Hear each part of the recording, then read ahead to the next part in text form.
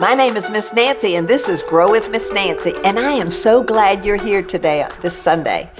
We are talking about the book of Acts, which is really the Acts of the Apostles, and we're talking about what happened in the early church. And you've heard all the stories about the different things that are happening, but now we're hearing about, oh my goodness, the apostles were thrown in prison, and they were almost killed. But Gamaliel had stepped in and said, if this is not of God, it's going to just fizzle out. But if it is of God, you can't stop it. So the many apostles are out there preaching, and they are telling others about Jesus, and people are getting more and more excited. But you know, there's the possibility now that there could be some suffering going on. Things could be not so good for them. You know, before we'd had angels letting people out of prison, and at this point right now, we're looking at things changing a little bit.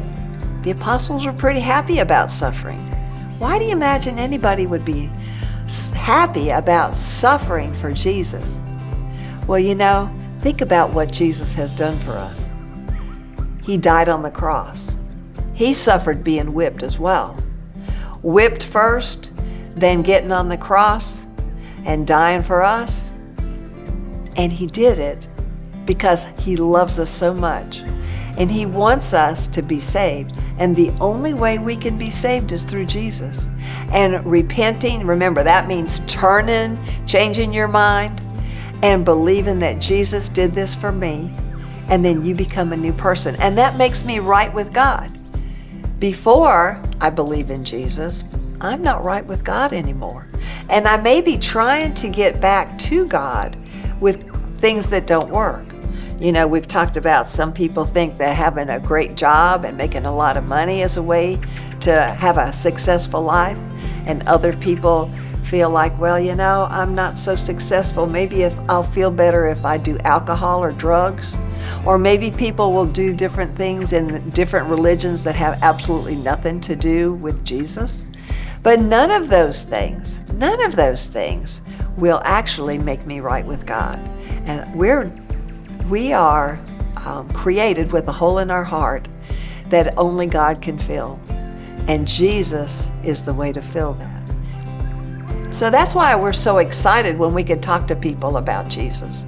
And even if they don't want to hear it, and even if they get mad with us for us talking to them about it, we want to talk with them anyway, because we know how important it is for them to hear this.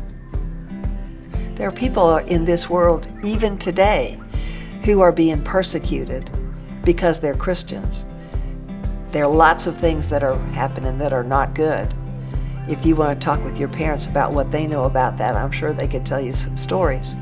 But I want to read to you what Peter wrote, because he actually wrote a couple of books in the Bible.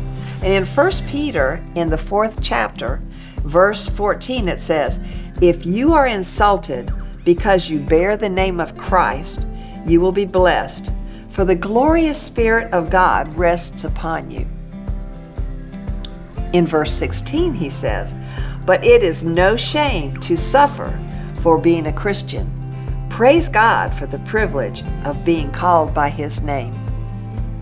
And in that same chapter in verse 19, "So, if you are suffering in a manner that pleases God, keep on doing what is right, and trust your lives to the God who created you, for He will never fail you."